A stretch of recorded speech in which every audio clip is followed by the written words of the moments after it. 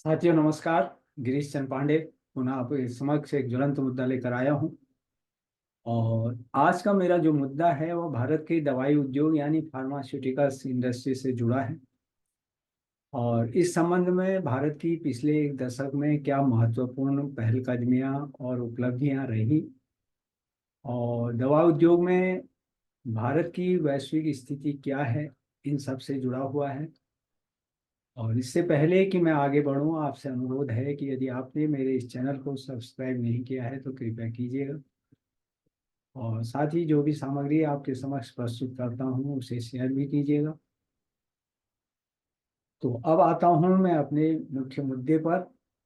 साथियों, कुछ समय पहले भारत जर्मनी को पछाड़कर रूस का सबसे बड़ा दवा सप्लायर बन गया। निश्चित तौर पर यह भारत की फार्मास्यूटिकल्स के क्षेत्र में एक बहुत बड़ी उपलब्धि है वैश्विक स्तर पर। और जर्मनी वर्ष 2021 और 2022 में रूस का सबसे बड़ा दवा सप्लायर था। वहीं 2023 में भारत ने अपने निर्यात में 3% की वृद्धि की, और जिससे रूस को दवा के लगभग 294 मिलियन जो है पैकेज भेजे गए। और जबकि जर्मनी ने पिछले साल रूस को 238.7 मिलियन पैकेज ही भेजे। तो इससे निश्चित तौर पर जो है भारत पहले स्थान पर आ गया।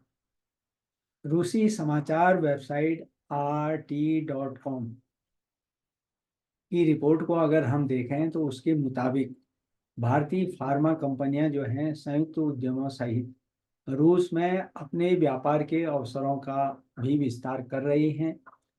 और इस रिपोर्ट के आंकड़ों से यह भी पता चलता है कि 2023 में अकेले मुंबई स्थित ऑक्सफोर्ड लेबोरेटरीज ने जो है रूस को अपनी आपूर्ति 67% बढ़ाकर 67% जो है बढ़ाकर 4.8 मिलियन पैकेज कर दी।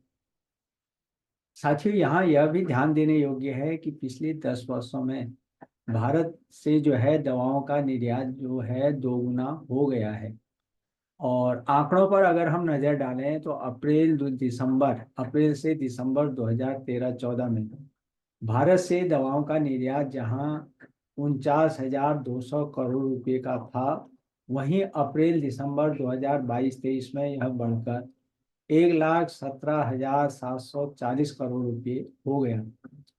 जेनेरिक में विशेषज्ञता रखने वाली एक बड़ी भारतीय फार्मास्यूटिकल्स कंपनी इप्का लेबोरेटरीज ने जो है पिछले साल अपने निर्यात को 58% बढ़ाकर 13.7 मिलियन पैकेज कर दिया। और इस समय विश्व की करीब 70% यानी 70% जो जेनेरिक दवाओं का निर्माण जो है भारत में होता है। और जेनेरिक दवाओं की अफ्रीका की कुल मांग का जो है 50%, और अमेरिका की मांग का 40% तथा ब्रिटेन की कुल मांग का 25% हिस्सा भारत से ही जाता है। तो इससे भी हम अनुमान लगा सकते हैं कि जेनेरिक दवाओं में भारत की स्थिति जो है वैश्विक परिप्रेक्ष्य में क्या है। अभी भारत दुनिया में तीसरा सबसे बड़ा दवा उत्पादक है, और दवाई के मूल्य के मामले में अगर हम देखें तो यह 14वें स्थान पर है। और इस वजह से यह उद्योग जो है, भारत का फार्मास्यूटिकल्स जो उद्योग है, विश्व की फार्मेसी बनने की ओर अग्रसर है। इसको अगर हम और स्पष्ट करें तो देश में अभी 3,000 से अधिक दवा कंपनियां हैं, और 10,500 से अधिक कार्यरत दवाई उत्पादक इकाइयां हैं, तथा भारत 185 से अधिक देशों को दवाओं का निर्यात करता है। साथियों, दरअसल अमेरिका और यूरोप जो है वह दवा के अत्यधिक संकट के दौर से गुजर रहे हैं।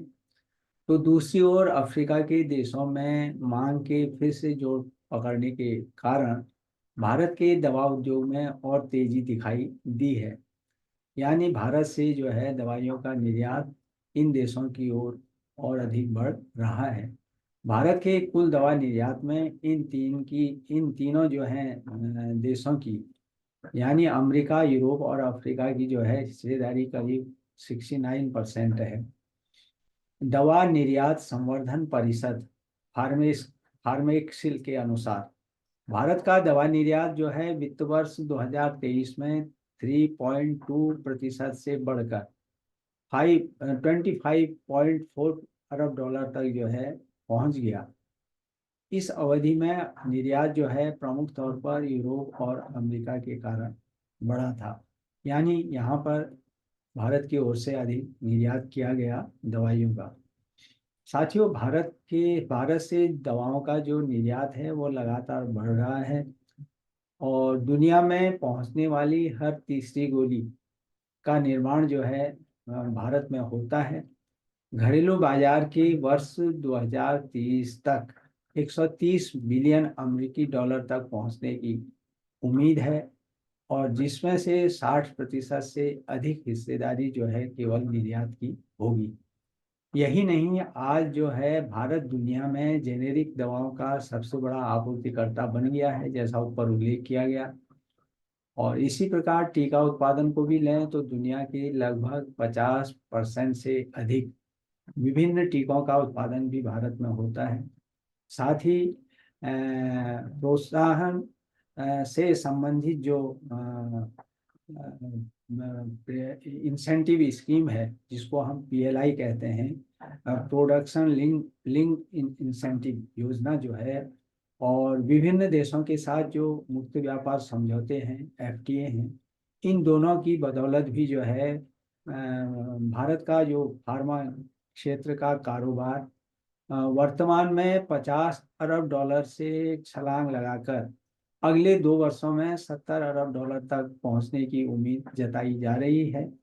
इस प्रकार देश के कुल निर्यात में फार्मा सेक्टर की हिस्सेदारी करीब 6% है और भारत दुनिया के शीर्ष 5 फार्मास्यूटिकल्स उभरते हुए बाजारों में शामिल है। और इसी से अंदाजा लगा सकते हैं कि भारत की अर्थव्यवस्था में फार्मा सेक्टर का कितना महत्वपूर्ण योगदान है।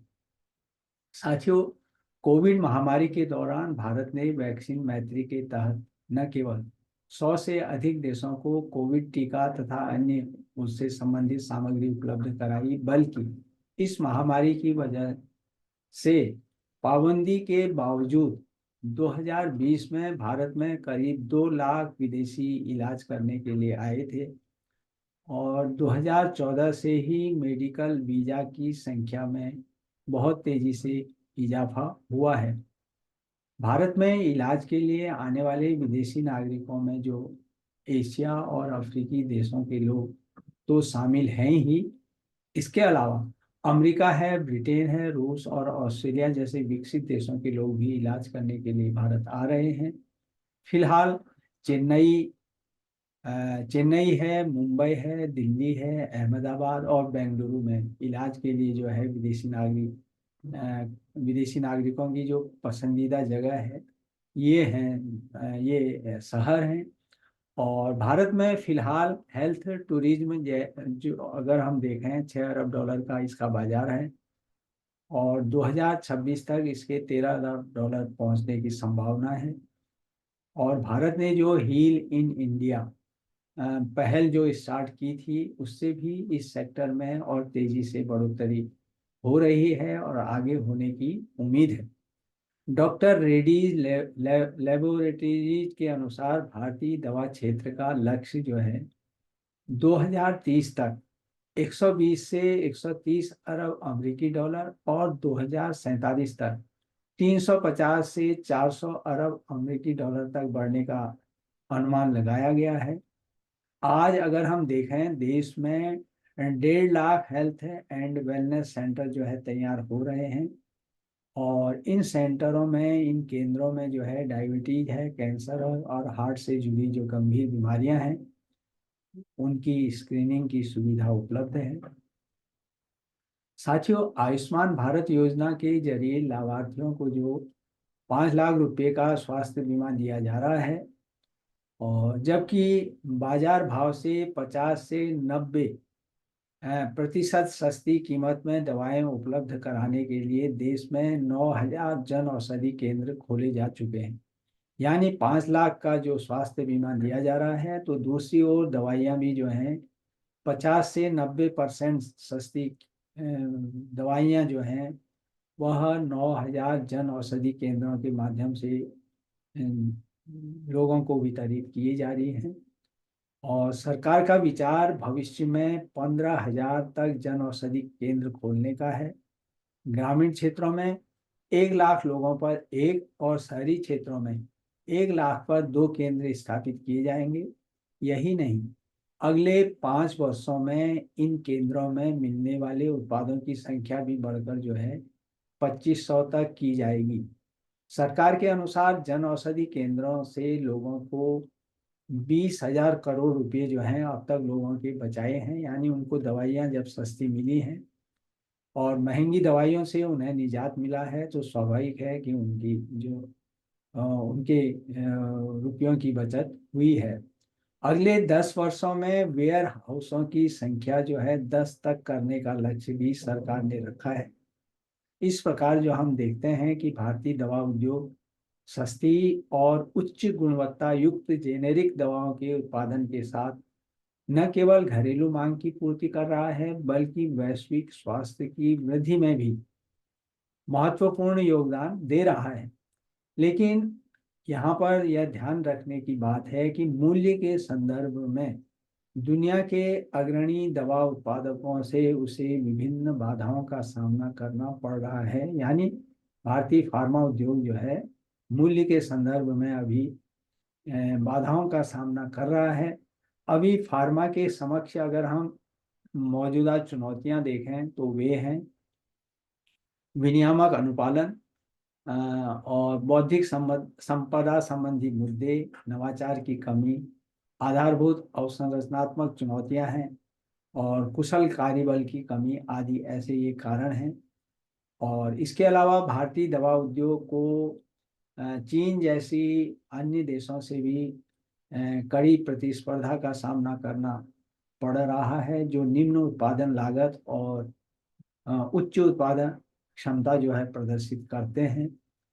और लेकिन सरकार का ध्यान इन सभी चुनौतियों की ओर है और उनके समाधान हेतु वह बराबर प्रयत्नशील भी है। इस प्रकार अगर हम ये निष्कर्ष रूप में यही कहें कि स्वस्थ और सशक्त भारत के निर्माण में उक्त जो सभी सरकारी उपाय हैं वो सहायक होंगे और प्रत्येक नागरिक तक न केवल गुणवत्तापूर्ण और सस्ती चिकित्सा उपलब्ध होगी, बल्कि उन्हें दवाइयों की भी समुचित आपूर्ति होगी सस्ते दामों पर। तो साथियों, ये मेरा आज का मुद्दा था जो मैंने आपके समक्ष शेयर किया, बांटा। और जो भी आप अपनी टिप्पणी देना चाहें अवश्य दें, पसंद नापसंद दोनों का स्वागत है। और साथ ही मैं इस वीडियो के डिस्क्रिप्शन में अपने पुस्तकों का लिंक भी दे रहा हूँ और यदि आप उनका अध्ययन करना चाहें तो मुझे आशा है कि अवश्य लाभान्वित होंगे। तो इन्हीं शब्दों के साथ आपसे फिर मिलता हूँ किसी नए ज्वलंत मुद्दे पर। तब तक आप सुखी रहिए, स्वस्थ रहिए, प्रसन्नचित्त रहिए, लेकिन मेरे आने वाले ज्वलंत मुद्दे का अवश्य बेसब्री से इंतजार करते रहिए। पुनः एक बार नमस्कार।